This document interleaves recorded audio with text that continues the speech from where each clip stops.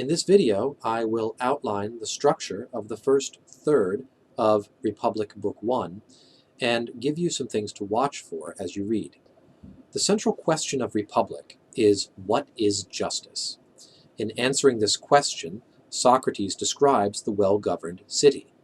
His answer covers the way the young should be educated, what roles people should play, and who should rule.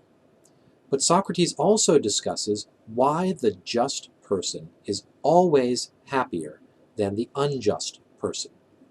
He also talks about the nature of the soul and its justice, and gives a sweeping metaphysical picture that helps us to understand our relationship to truth. As you read, keep in mind that Plato thinks reason can rule all things, including our own lives. Each part of the conversation illustrates a way reason can guide your life. As Plato's reader, you should decide whether what he says is true, where this involves, as far as possible, finding justice in your own soul. If you let it, this can become one of the most influential books you will ever read, as it has been for many others before you.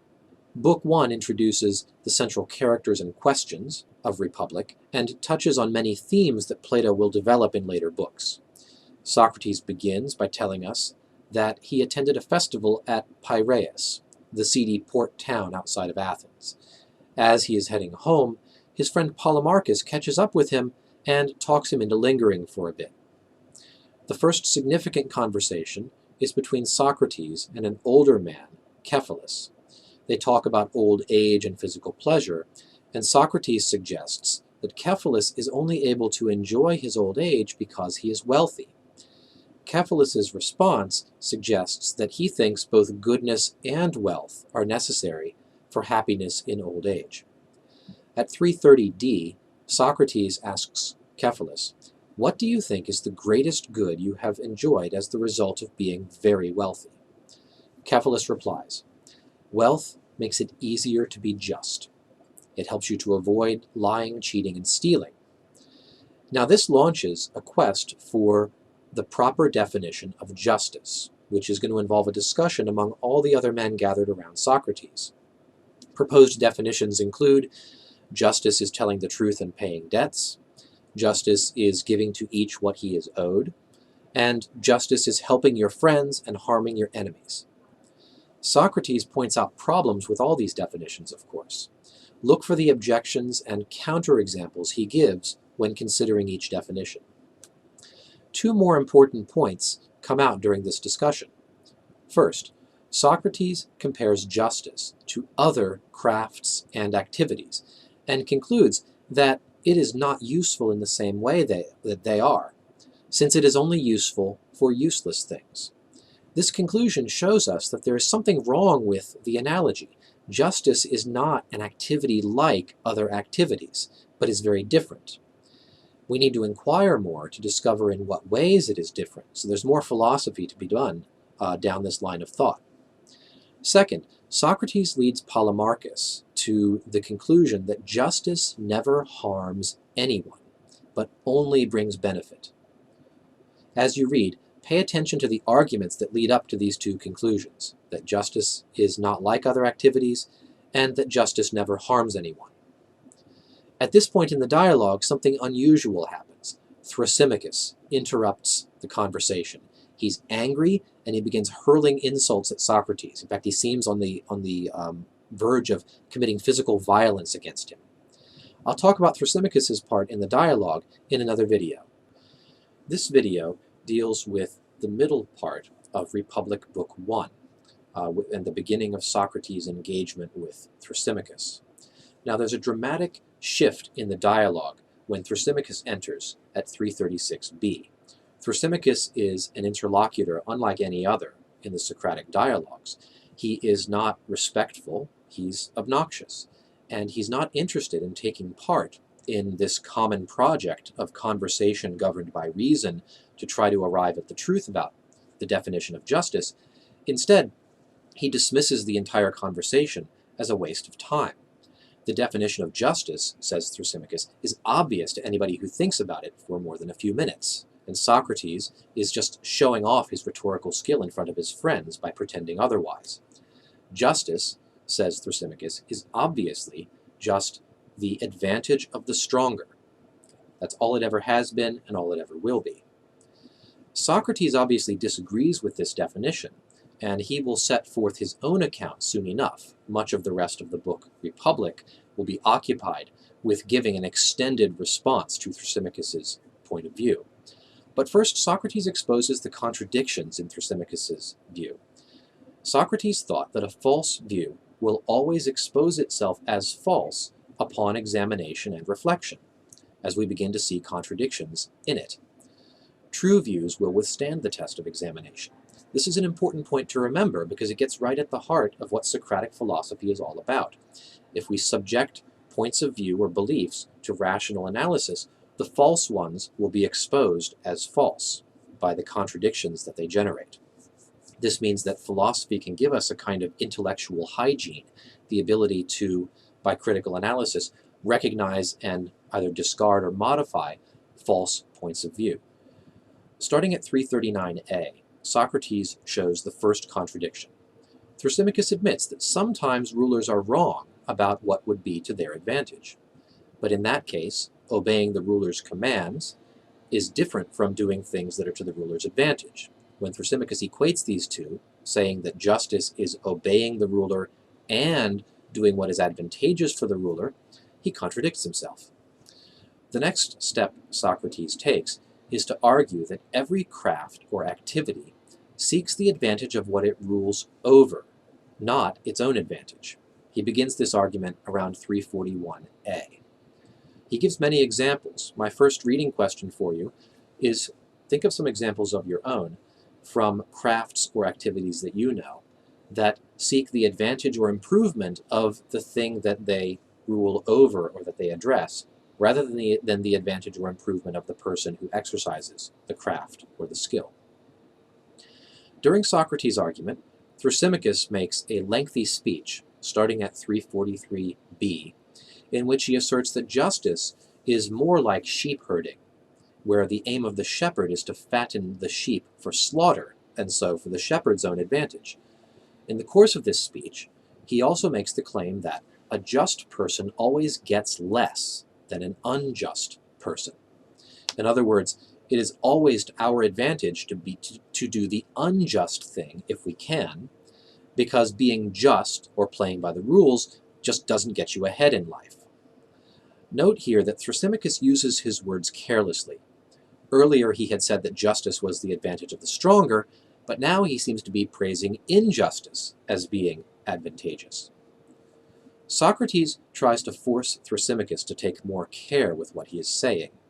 Moving slowly through an argument will lead us to the truth, while careless speeches will lead us astray into error. He insists again that no craft seeks the advantage of the craftsman, arguing that this is why craftsmen are paid for their work.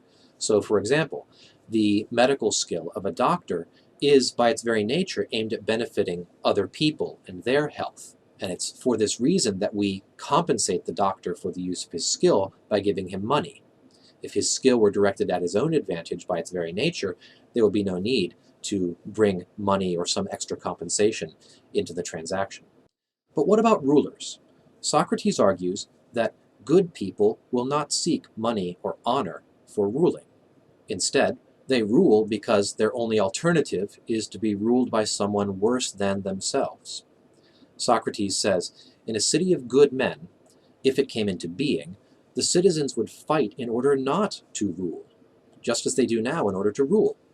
There, it would be quite clear that anyone who is really and truly a ruler does not naturally seek what is advantageous to himself, but what is advantageous for his subjects. So my second reading question for you.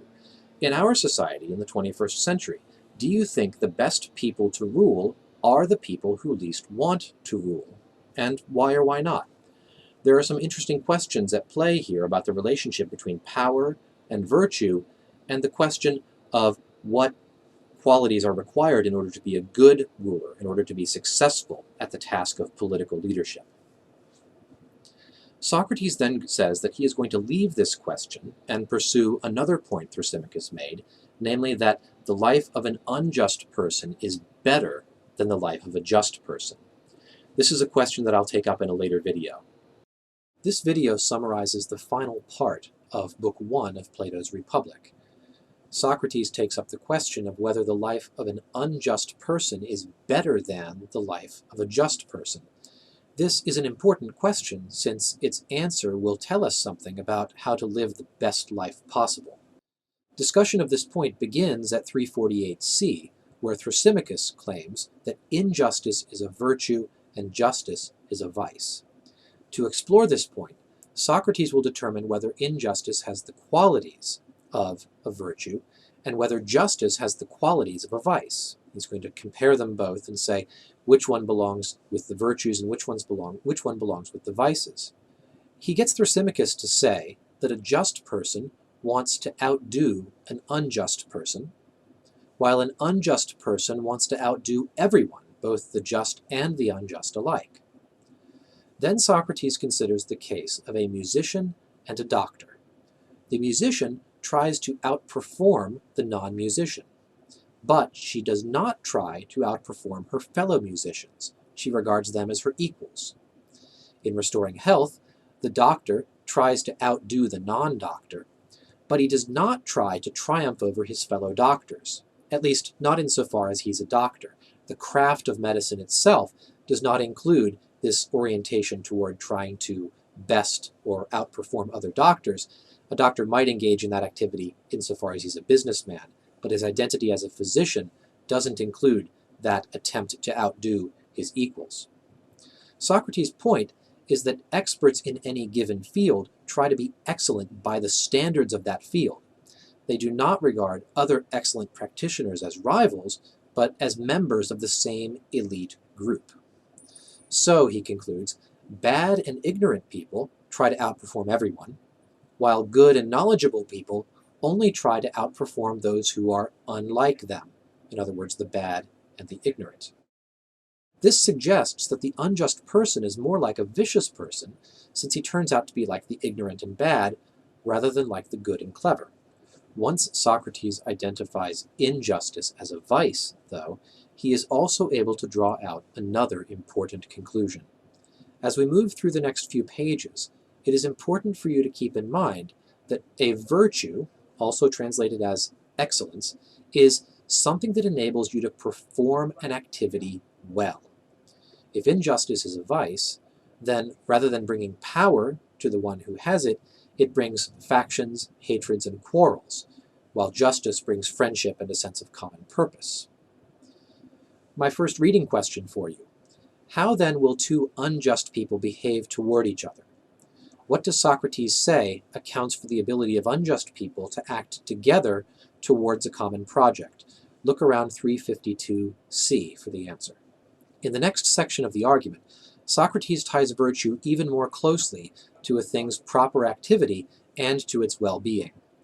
He argues, beginning at 352e, that each thing has a function, that which one can do only with it or best with it. And the virtue of each thing is what enables it to perform its function well.